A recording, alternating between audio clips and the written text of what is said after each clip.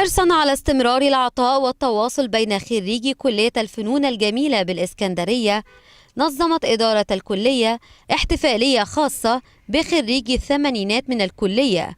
وخلال الاحتفال كرمت إدارة الكلية الفنانين الخريجين من الكلية دفعات الثمانينات، حيث حضر عدد كبير من الفنانين في جو من المحبة والفرح. فكرة كلية الفنون الجميلة اللي أسست سنة 57 على يد الفنان النحات أستاذ الدكتور أحمد عثمان، اللي جه كانت تاني كلية فنون جميلة على مستوى مصر بعد كلية فنون جميلة القاهرة.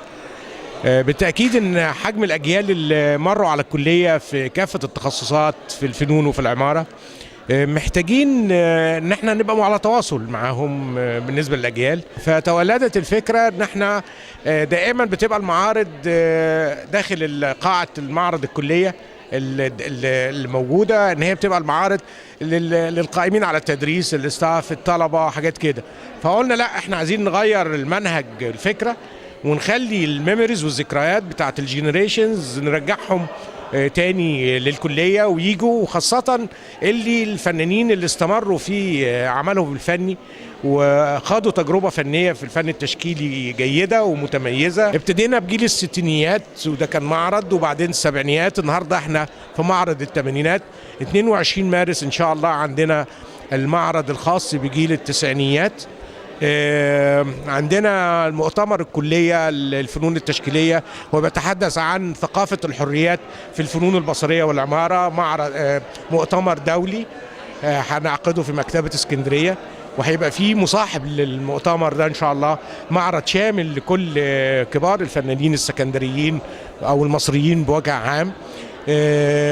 بنسعى ان احنا دايما يبقى في ما بيننا وما بين المجتمع حاله التواصل دي، سواء على مستوى المعارض الفنيه او المؤتمرات العلميه اللي بتقدر تخلينا جوه المجتمع نرفع من قيمه ثقافه الفن التشكيلي في المجتمع. جاء على هامش الاحتفال معرض خاص عرض فيه كل فنان لوحة من أعماله. النهارده الحقيقة ده معرض الثمانينات، وده فرصة ولفتة جميلة جدا من الكلية انها بتحتفي بالفنانين خريجي الكلية في حقبة الثمانينات، يعني 10 سنين. الكلية طبعا متابعة أعمالي وشايفة الأنشطة، ويعني فكان التكريم على مجمل أعمالي اللي بعملها خارج مصر. طبعا هم حاسين وعارفين قد إيه الأعمال الجدارية الكبيرة اللي نفذتها سواء في باريس أو في الأماكن المختلفة. وحتى لسه اول امس عميد الكليه بيقول لي انا شفت لك تقرير في التلفزيون والانشطه اللي انت بتعملها في احتفاليه في حب مصر في امستردام. فهم اخصوني دونا عن بقيه الزملاء في باهداء درع الكليه على مجمل اعمالي، ودي رساله مهمه جدا. رغم ان انا اغلب اعمالي داخل الكنائس، لكن العمل لو كان صادق بيصل الى كل الناس، والتقدير بيجي له سواء طالما ان العمل فيه مصداقيه وارتباط بالبيئه بتاعتنا وبالفن القبطي الاصيل بتاعنا. بقدم عمل هو بعنوان مصر تتحدث عن نفسها، وهو أنا بجمع فيه بين التصوير أو البينتينج والخط العربي بأسلوب غير تقليدي، لأن يعني دارس المجالين بشكل أكاديمي، يعني في كلية الفنون الجميلة وفي مدرسة الخط العربي أو تحسين الخطوط. فده شيء يعني رائع جدا، وبيسعدني ان انا بتواجد في وسط زملائي من جميع الاقسام، ودي يعني حدث جميل جدا، برجو ان هو يتكرر. يعني مبدئيا اليوم ده مهم عندي لسبب يمكن مش الفن وبس، ومش ان احنا نعمل معرض ونجمع مجموعه من الفنانين وبس، لكن هو مهم عندي لان انا بعتبر ان الوجدان او المشاعر هي المدخل الحقيقي للفن، وهي المدخل الحقيقي للفنان.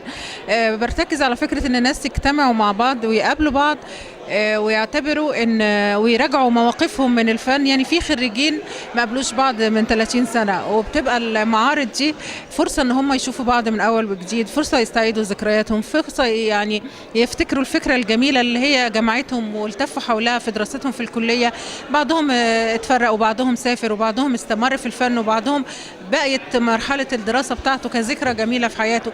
فالفكرة الهدف الإنساني من وراء التجمع ده وتحقيق التواصل بين جيل نشأ وتربى وعاش أجمل أيام مع بعض، ده يمكن كان بيبقى الهدف الأساسي بالنسبة لي. احتفالية خريجي الثمانينات جاءت ضمن سلسلة من الاحتفالات تنظمها الكلية لجيل الستينات السبعينات والتسعينات. من الإسكندرية، فلة ميخائيل، صباح النور.